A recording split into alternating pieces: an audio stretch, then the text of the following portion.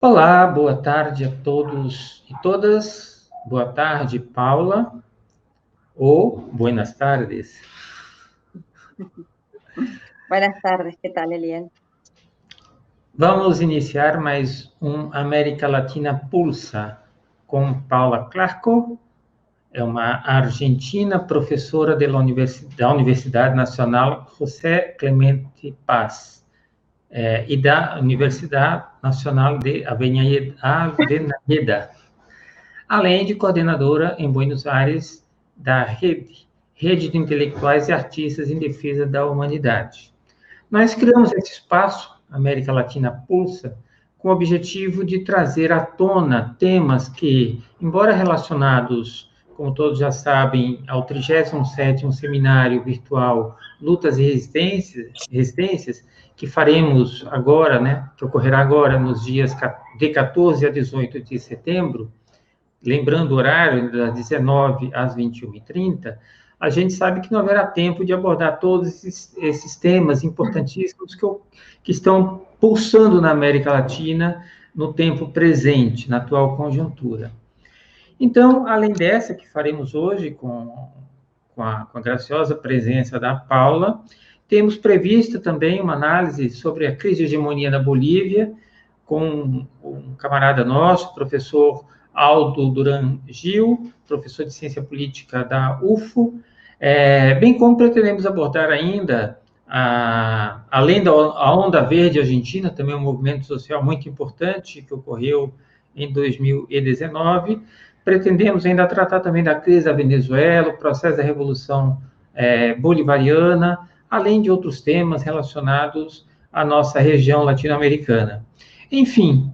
em nome do GEPAL, Grupo de Estudo de Política da América Latina, eu quero agradecer a Paula, né, por ter doado um pouco do seu tempo para compartilhar conosco sobre as lutas sociais na Argentina contemporânea, na Argentina atual, uma análise mais de conjuntura.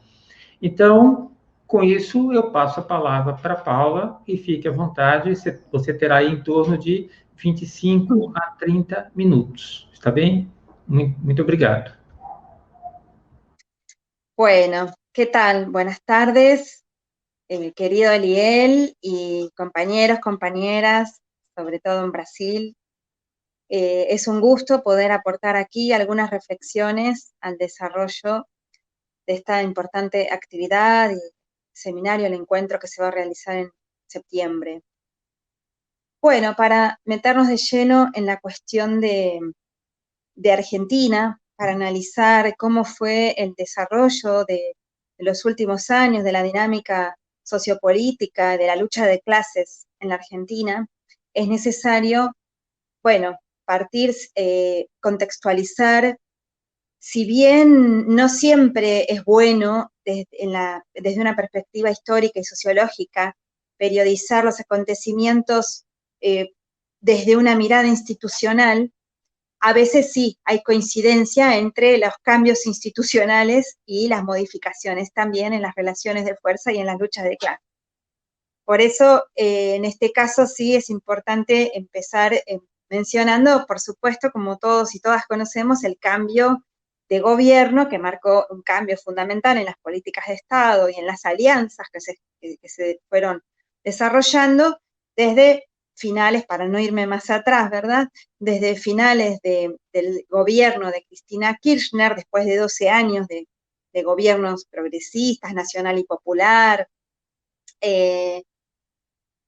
con aquella derrota electoral en la que esta alianza que integraba a los intereses populares, tal vez no de manera,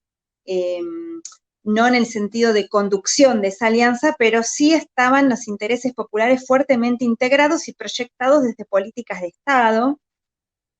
Bueno, esa derrota en 2015, que fue una derrota por muy poquito, por un 1% apenas, pero que alcanzó para que el gobierno pasara a manos de una alianza integrada por las fracciones de derecha más concentradas del capital, bueno, una parte también, una partecita del pueblo, por supuesto, las alianzas siempre integran a diversas fracciones sociales, pero claramente el interés de clase que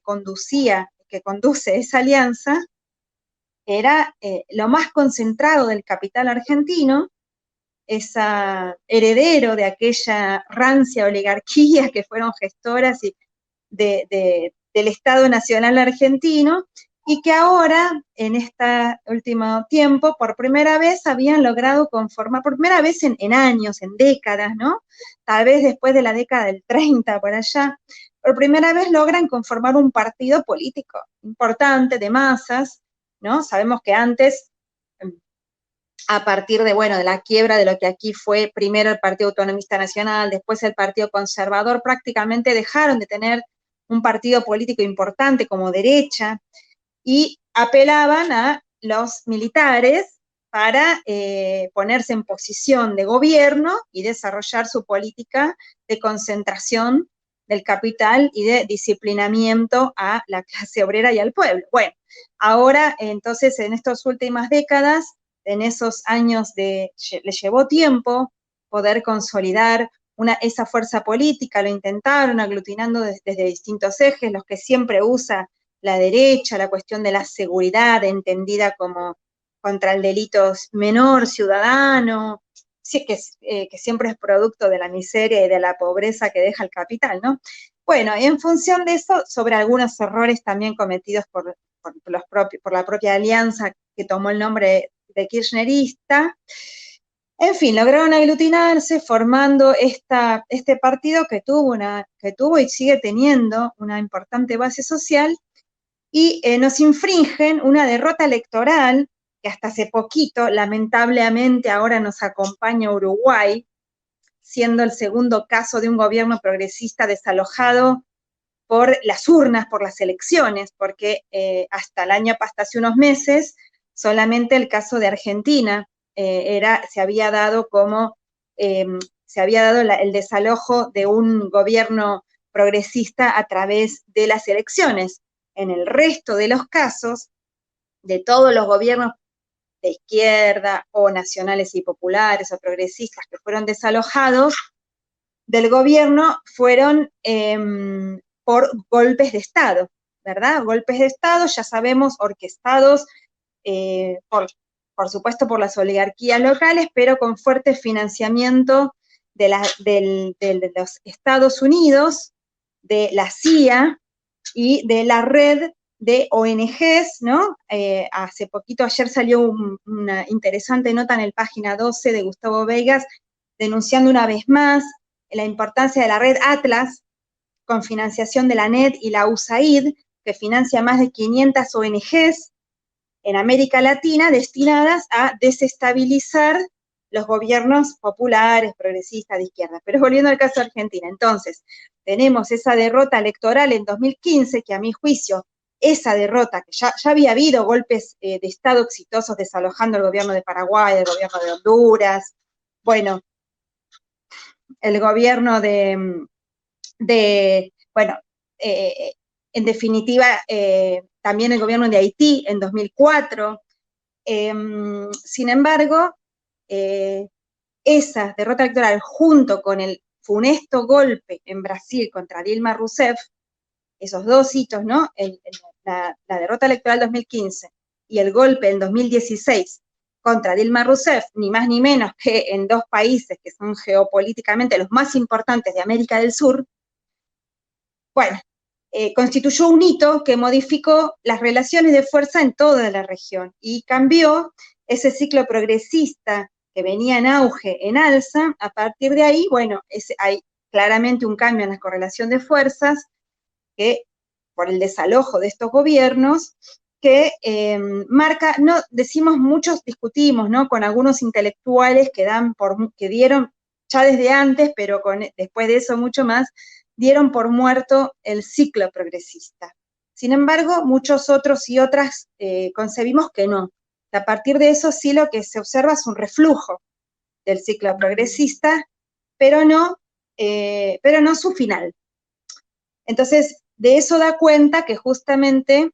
mirado desde una visión de las relaciones, de un análisis de las relaciones de fuerza a nivel institucional, ¿no? Que no es poca cosa, de quienes ocupan esa trinchera más avanzada que constituye el gobierno del Estado, ¿no? Y el manejo del aparato de un Estado, que es muy importante para la disputa de poder. Pero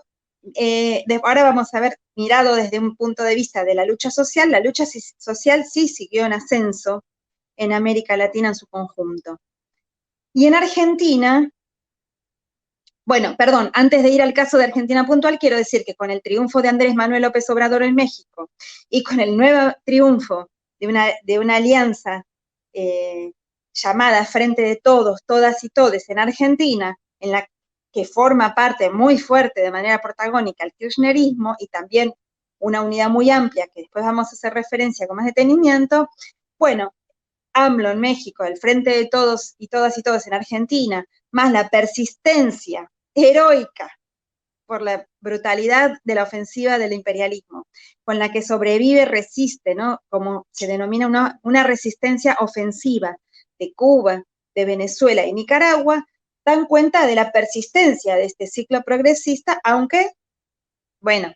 en un combate mucho más álgido que lo que había sido, por ejemplo, en 2009, cuando el 60% del territorio nuestro americano estaba ocupado por gobiernos de este tinte progresista o de izquierda o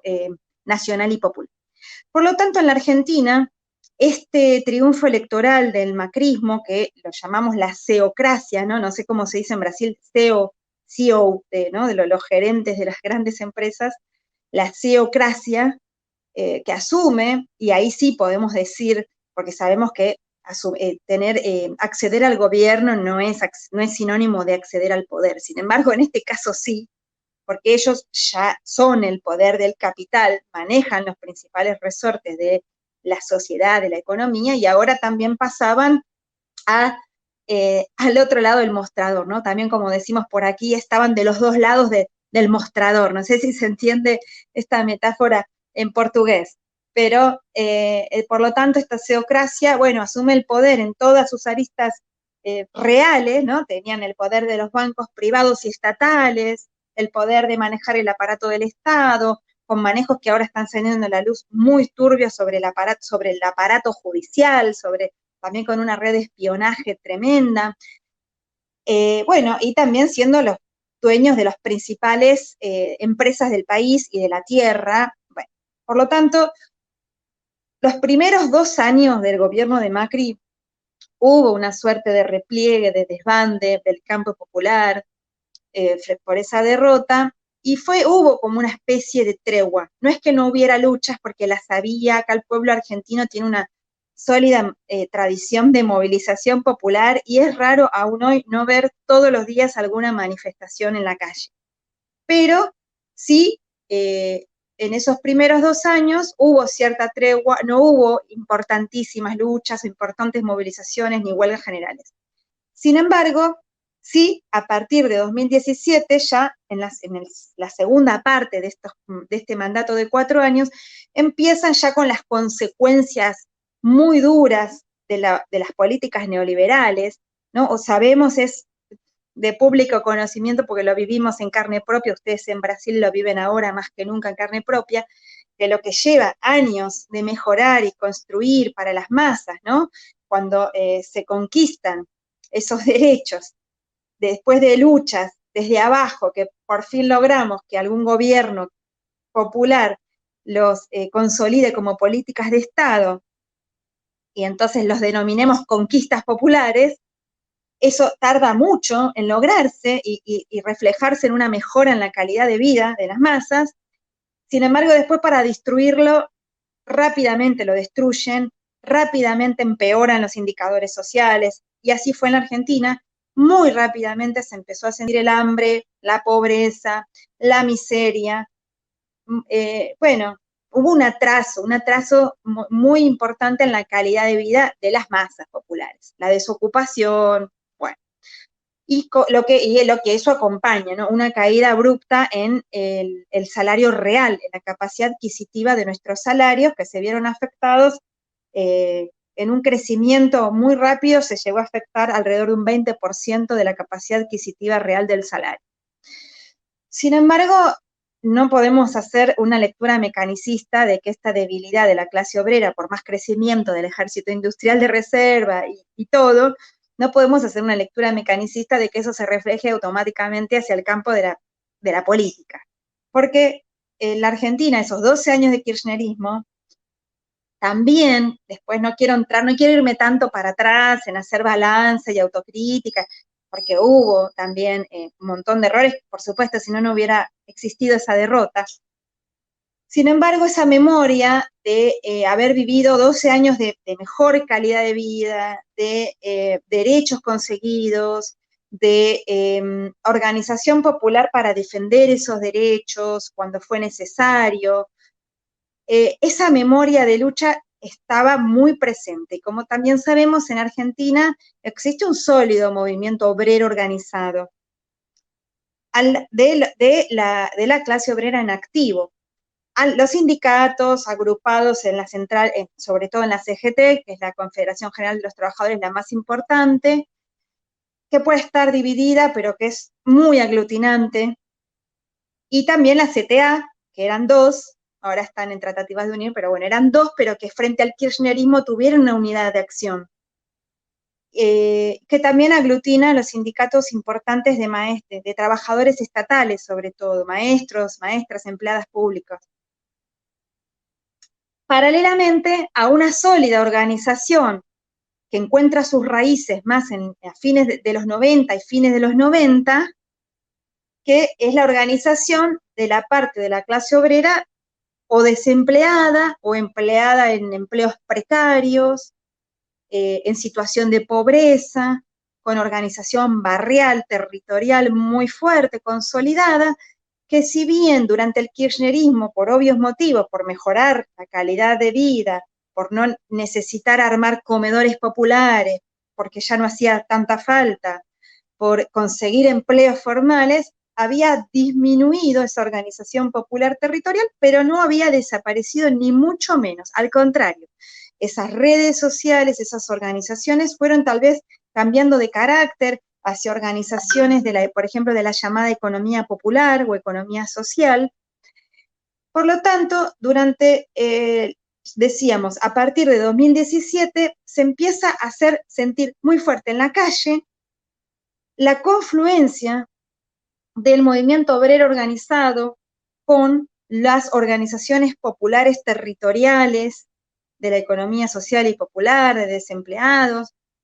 junto con partidos políticos opositores, organizaciones del campo popular en general, se empiezan a hacer sentir muy fuerte en la calle. Y sobre todo va a haber un momento que fue una especie de hito, de punto de inflexión, de momento muy importante, que fue en diciembre de 2017, cuando el macrismo, haciéndole caso, ¿no?, a la internacional de derecha, comandada por el FMI y los Estados Unidos,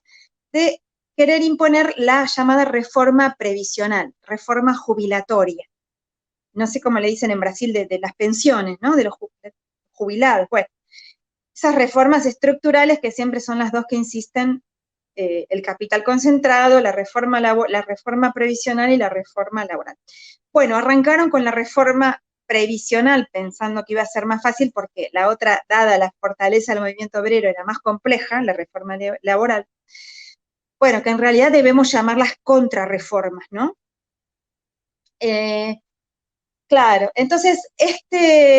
en diciembre, frente al avance de la reforma laboral, perdón, de la reforma previsional, de la contrarreforma previsional en el Congreso, se produce unas movilizaciones importantísimas, masivas, de mucha confluencia de todo el arco opositor social, político, y son fuertemente reprimidas, ¿no? El macrismo no ahorró violencia policial, al contrario, derrochó violencia policial. Y bueno, y finalmente, debo decir que la contrarreforma previsional se aprueba, pero de ninguna manera llegó a ser lo que las clases dominantes pretendían. No. Sí significó una reducción del monto a cobrar de las jubilaciones, pero no pudieron bajar la edad jubilatoria, no pudieron realmente hacer la receta neoliberal del Fondo Monetario Internacional, no pudieron hacerla pasar. y mucho menos después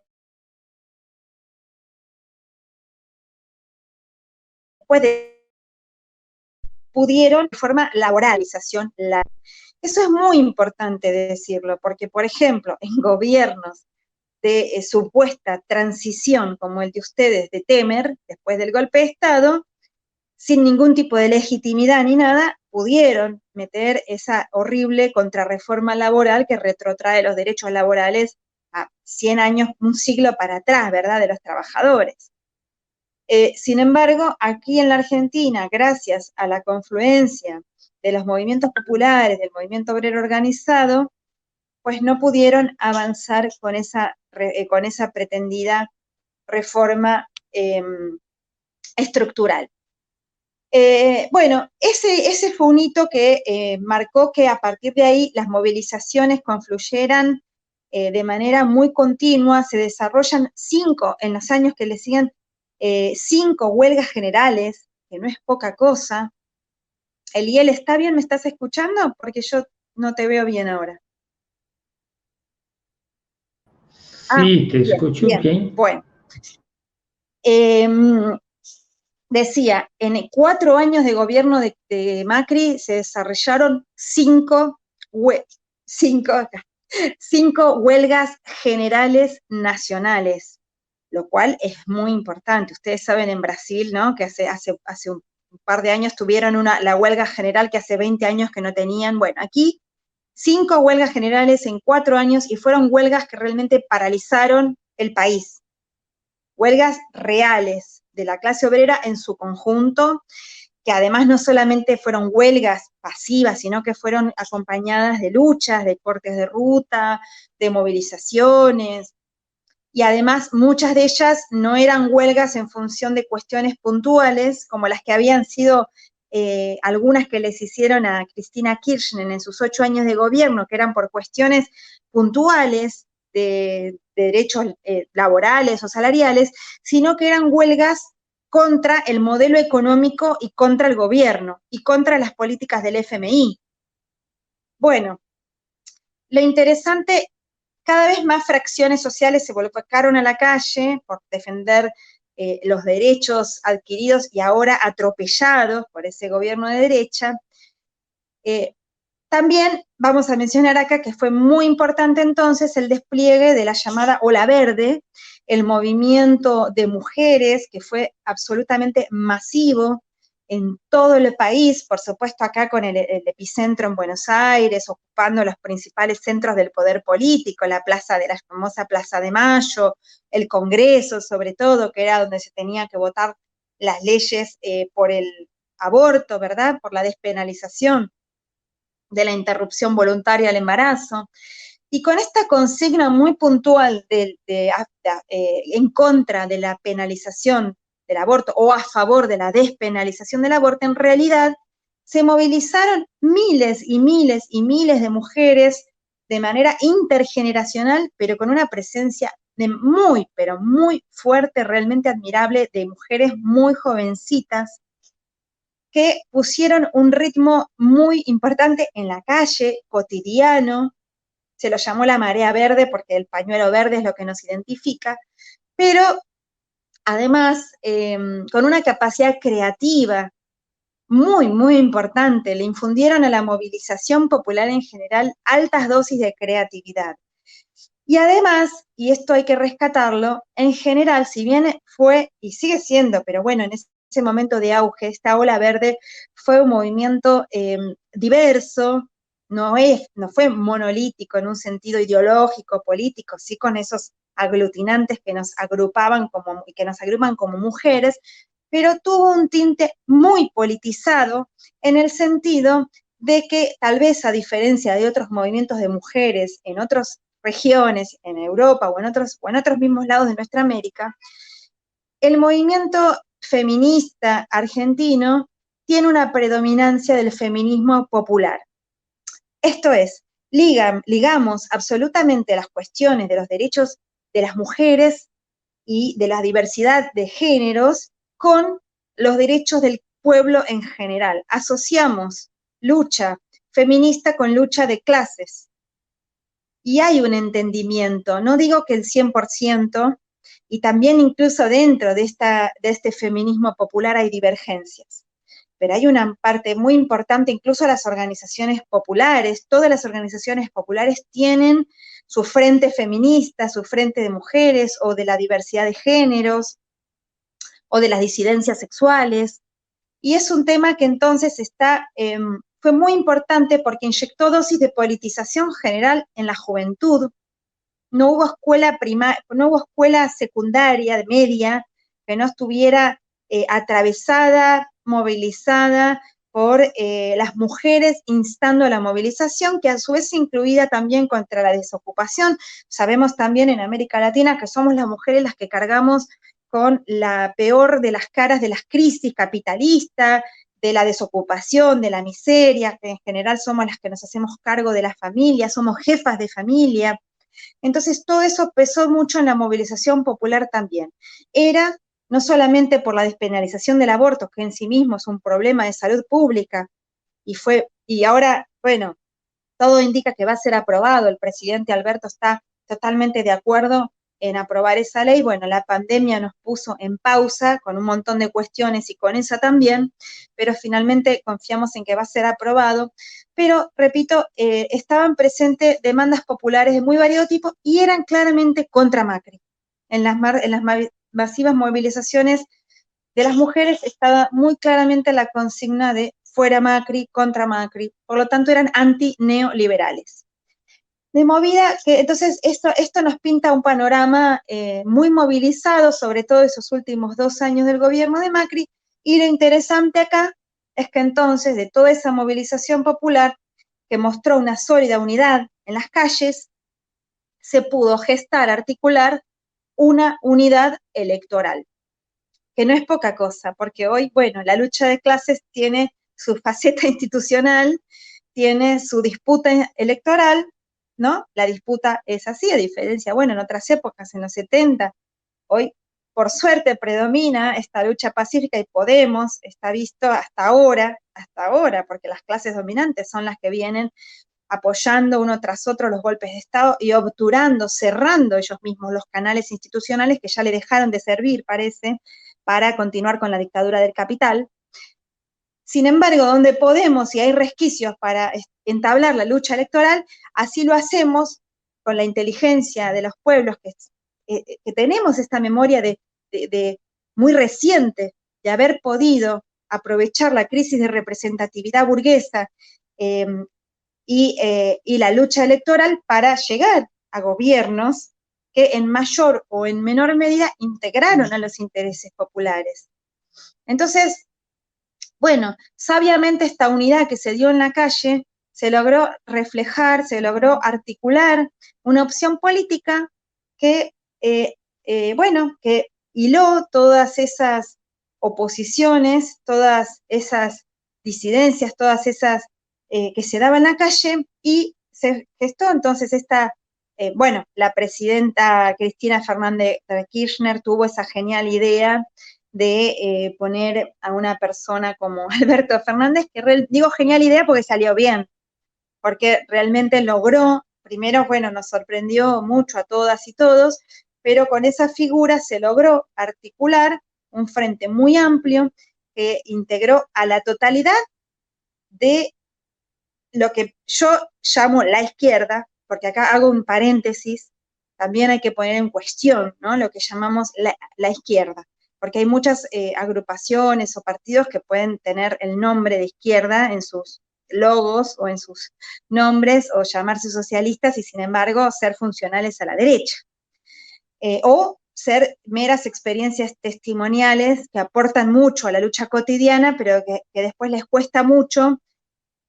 proponerse una disputa de poder, entender la necesidad de gestar alianzas, de gestar tácticas y estrategias para disputar poder real con los enemigos tan poderosos que tenemos. Entonces, sacando esas fuerzas muy pequeñas testimoniales de izquierda, que contribuyen en las construcciones locales y que son muy valiosas en la lucha cotidiana de los trabajadores, pero que no tienen vocación de poder, y sacando otra izquierda que es muy funcional a la derecha, entonces para mí la izquierda es, por lo menos en la Argentina, es la izquierda latinoamericanista, la izquierda que apoya fervientemente a los procesos revolucionarios en Venezuela, en Cuba, en Nicaragua, las luchas que se dan en toda nuestra región, y el kirchnerismo, ¿no? Esa alianza que ocupó el gobierno hasta 2015, que expresa lo mejor a mi juicio, lo mejor de la tradición peronista, y también lo que aglutina es un fuerte antineoliberalismo, que no es revolucionaria, pero que es antineoliberal. Y también integra a otros sectores que, bueno, a mí no me gustan, pero sumaron fuerza a poder derrotar al macrismo. Y es importante sobre todo porque esos sectores que sumamos y que tal vez no me gustan, a mí y a muchas compañeras o compañeros no nos gustan, sumaron fuerza electoral, pero no conducen la alianza. Y entonces fue importante sumarlos para poder desalojar a la derecha recalcitrante del gobierno. Ahora bien, una vez asumido este nuevo gobierno, bueno, como siempre sucede en estos gobiernos de corte reformista, alianzas muy amplias, bueno, es un gobierno en disputa, como también lo fueron los de Dilma y los de Lula, ¿no? Son gobiernos en disputa. Ahí está la capacidad popular de poder disputar al interior de esa alianza para profundizar en un sentido que predominen los intereses populares y nacionales, y que predomine una política internacional soberana, latinoamericanista, por sobre otro sector que más bien es proclive a quedar bien con la alta burguesía y con Washington. Bueno, eso está en disputa, está por verse. Yo creo que tenemos un panorama muy interesante en la Argentina. La verdad que bueno, es terrible que ni bien asumió este frente, que ya venía con una Argentina con importantísimos grados de pobreza, de desocupación, de industria con capacidad instalada inutilizada, de reprimarización de la economía. Bueno, con una deuda, sabemos también que el FMI apoyó con 57.000 millones de dólares solamente a la campaña de Macri en los últimos meses de gobierno, para que Macri pudiera ganar las elecciones, y así todo no lo pudo ganar. 57.000 millones de dólares, el préstamo más grande del FMI en toda su historia, dado a un país, sin ningún tipo de objetivo más que apoyar la campaña electoral de un gobierno de derecha, ¿no? Considerado del riñón propio del imperialismo. Bueno, de esos 57.000 llegaron a desembolsar 44.000 millones, porque es una barbaridad, ¿no? Es un montón, porque el resto ya le tocaba con la gestión de Alberto, y Alberto dijo, no, gracias, quédenselo ustedes. Ya de por sí heredó un problema enorme porque está en plena renegociación de esa deuda enorme. Digo, la deuda externa en la Argentina era un problema ya casi saldado, había sido un problema importantísimo desde la última dictadura cívico-militar hasta el 2005, condicionando permanentemente todas las políticas de Estado y todos los gobiernos, y ya en 2005, con la negociación que establece Néstor Kirchner con el Fondo Monetario Internacional de una manera soberana, ya no consistía un problema. Bueno, Macri en 2 años volvió a elevar la deuda externa a niveles increíbles, y otra vez vuelve a ser un problema, un condicionante. Bueno, ahora el gobierno de Alberto Fernández acaba de cerrar la negociación con los bonistas privados, ahora entra la negociación con el Fondo Monetario Internacional, pero al menos, más allá de que muchos opinamos que esa deuda no hay que pagarla, o que habría que hacer una auditoría, porque es una deuda que solo financió la especulación y la fuga de capitales, y no fue a parar a ningún proyecto productivo, o si lo hizo fue mínimo, ínfimo. Si bien no habría que pagarla, por lo menos el gobierno de Alberto Fernández asume una actitud soberana de decir, renegociamos de una manera lo más ventajosa posible, en vez de pagar al 100% los bonos de los privados, ahora se viene la negociación con el FMI, van a pagar al 52 o 53%, y además los pagos que tienen que hacer en estos 4 años son menores o sea que es un poco patear la pelota para adelante, para después, pero lo más importante a rescatar, si algo hay que rescatar, es que no acepta condicionamientos políticos, como es la historia del FMI, ¿no? Que la deuda es solamente un instrumento de condicionamiento político para generar mejores condiciones de concentración de capital, de maximización de la ganancia del gran capital. Bueno,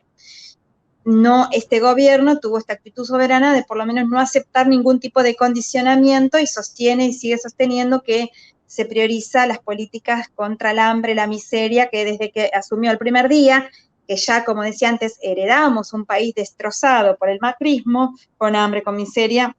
y ya habían sido puestas las políticas contra el hambre, contra la miseria en primer término, pero la pandemia, bueno, es una cuestión realmente muy grave, muy inusitada, ya sabemos, muy inédita, que es muy difícil, nos mete en una situación muy difícil porque ni bien asume este gobierno nuevo, a los 2 meses de asumir, con este panorama tan duro, con este paisaje social tan desastroso y económico, bueno, por supuesto que la pandemia, como en el mundo entero, retrae ya sabemos, eso no hace falta decir las dimensiones económicas desastrosas que profundiza la pandemia, que son globales, pero que a nivel local también no dejan de ser muy duras, a pesar de un montón de políticas de protección social que realmente implementó el gobierno de Alberto, ¿no? Si no, ustedes podemos comparar con Brasil, donde nada se hizo, o ahora se está acordando Bolsonaro de hacer algo porque se le vienen las elecciones y no quiere perder tanto poder. Bueno, en definitiva, el análisis de Brasil se las dejo a ustedes, pero sí sabemos que si acá hubiera seguido gobernando Macri, el drama humano de la pandemia sería igual de horrible que en Brasil, ¿no? Estaríamos miles y miles de muertos más. En cambio, bueno, se viene sobrellevando la situación de una manera no tan, bueno, podría ser, no podemos decir que bien, porque nada es bien, nada es bueno en el medio de esta pandemia, a nadie le va bien en la humanidad, pero bueno, mejor de lo que hubiera sido con otro escenario. De todas maneras, y con esto, si querés, no sé cómo estoy de tiempo, pero si querés con esto voy cerrando esta exposición, sí es importante mencionar que no escapa al escenario regional de fuerte movilización de las derechas, ¿no? Que ni bien asume también Alberto Fernández y el Frente de Todos y Todas, se empieza a dar bueno, y sobre todo con la pandemia, en donde las fuerzas populares estamos impedidas, imposibilitadas de tomar las calles, lo cual es muy dramático porque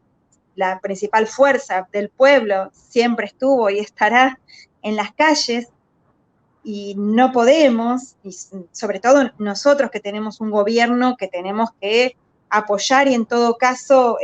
apoyar en lo mejor, cuestionarle lo peor, pero tenemos que apoyar porque sin embargo no podemos tomar las calles, y los que sí están tomando las calles son las derechas, el macrismo, las agrupaciones vinculadas a las fuerzas conservadoras y retrógradas de la sociedad. Tenemos que escuchar cosas, bueno, ustedes en Brasil ya están acostumbrados a escuchar esas barbaridades retrógradas, que puede decir desde la ministra de Educación para abajo, ¿no? Se sienten libres de decir cualquier cosa primitiva, salvaje. Bueno, acá ahora estamos viendo en las calles también cómo las derechas incluso salen a asociar esta política de protección social que se estableció con la cuarentena, ¿no? No sé cómo le dicen allá, el aislamiento social obligatorio que el gobierno impuso con medidas económicas de protección social y salarial también, y bueno, salen todos estos anticuarentena que están expresando al capital, porque el capital necesita que los trabajadores y las trabajadoras salgamos a trabajar porque, bueno, seguimos siendo los que ponemos en marcha la producción, por más robótica que exista, por más inteligencia artificial, seguimos siendo el trabajo vivo, el proletariado, la clase obrera, los que ponemos en movimiento al trabajo muerto, a las máquinas. Y entonces son estos anticuarentena que salen desesperados a las calles usando cualquier pretexto, se oponen a todo, pero con una virulencia, con una agresividad, con una iniciativa fuerte de tomar las calles. Lo cual, bueno, y poniendo en jaque la gobernabilidad. Esa palabrita que es tan compleja, porque no sé, en otras épocas, en los 90, cuando gobernaban gobiernos neoliberales en toda América, los que poníamos en jaque la gobernabilidad éramos las fuerzas populares, y había que torpedear la gobernabilidad de las derechas. Después, con los gobiernos populares, los que pusieron en jaque la gobernabilidad fueron las derechas, cada vez intentándolo con mayor efectividad. Bueno, ahora en la Argentina nos vuelve a pasar que esta paradoja de, en realidad, tenemos que defender las fuerzas populares, la gobernabilidad, porque integramos una alianza que ocupa el gobierno, y son las derechas muy violentas, muy agresivas, que salen a decir que esta cuarentena es la dictadura comunista, ¿no? Nada más lejos que Alberto Fernández de cualquier tipo de comunismo, pero bueno, así se expresan, entonces estamos, que bueno, habrá que ver cuando se vaya abriendo el panorama y las fuerzas populares tengamos la posibilidad de tomar las calles nuevamente, se demostrará la fuerza real. También el año que viene va a haber elecciones legislativas, otro escenario donde se va también a medir fuerzas, como para ver cuán debilitado está el campo popular a pesar de ser gobierno o no, o esta minoría de derecha conservadora, retrógrada que ocupa las calles es realmente una minoría. Aunque hay que decir que el macrismo se fue mucho mejor de lo que nos hubiera gustado porque sacó un 41% de votos, lo cual es una desgracia, pero es real y no se puede soslayar. Han logrado constituir una fuerza política que tiene presencia en las calles y el campo popular hemos logrado recuperar el gobierno con una alianza muy amplia en disputa y tenemos que ser capaces de recuperar las calles para poder sostener y profundizar las transformaciones necesarias que nos hagan salir de este drama. Bueno, aqui dejo, graças. Eu que agradeço. Tem que falar em português, porque o público, maioria aqui, ouvirá a gente em português, né? Paula, já estamos chegando aí nos finalmente, e só uma pergunta que eu te faria, e aí você já pode encerrar, te dou aí mais uns 2 minutos. Naquelas mobilizações contra o governo Macri, teve uma mobilização popular muito grande, né, pelo que você comentou. O que surgiu de novos movimentos sociais naquele processo que resultou, inclusive, na derrota eleitoral do Macri? Aí você tem uns 2 minutos e pode encerrar. Bueno, yo no soy muy afecta a hablar de nuevo o viejo cuando se trata de la dinámica de los movimientos sociales. También en los 90, con la fortaleza del movimiento de trabajadores desocupados y desocupadas, se hablaba mucho de nuevos movimientos sociales. Para mí eso, bueno, es una discusión más larga y en estos 2 minutos no puedo hacer el desarrollo. Pero sí lo que hay es una renovación, si se quiere, de estructuras ya presentes, de movimientos ya existentes, como por ejemplo el movimiento de mujeres. No podemos decir que es nuevo, porque el movimiento de mujeres en la Argentina tiene una historia muy fuerte, muy sólida, pero esta llamada cuarta ola verde sí cuenta con renovados impulsos, con una generación nueva entera que se vuelca a las calles, a la organización, al debate. Entonces, en ese sentido, lo que hay es una renovación muy fuerte de movimientos que ya tenían una existencia importante. Lo mismo estos llamados, lo que habían quedado, lo que mencionábamos antes, que habían quedado de los llamados movimientos piqueteros, que tomaron la forma de redes y organizaciones territoriales de la economía popular, que también toman más fuerza frente a la crisis y empiezan a crecer en sus respectivos territorios, pero que ya vienen de antes. Y lo mismo el movimiento obrero organizado, que va a tener una presencia muy fuerte y articuladora, este rol articulador, más allá de las críticas que podamos tener a las llamadas burocracias sindicales o a la dirección de una parte de ese movimiento obrero, es importantísimo ver que esas 5 huelgas generales lograron un rol articulador de la clase obrera en su conjunto, que de otra manera no hubiera podido ser realizado. Y bueno, tampoco tiene mucho de nuevo. Entonces, sí creo que hay una renovación, una dialéctica en las que el protagonismo popular vigoriza esos movimientos, pero que no son nuevos.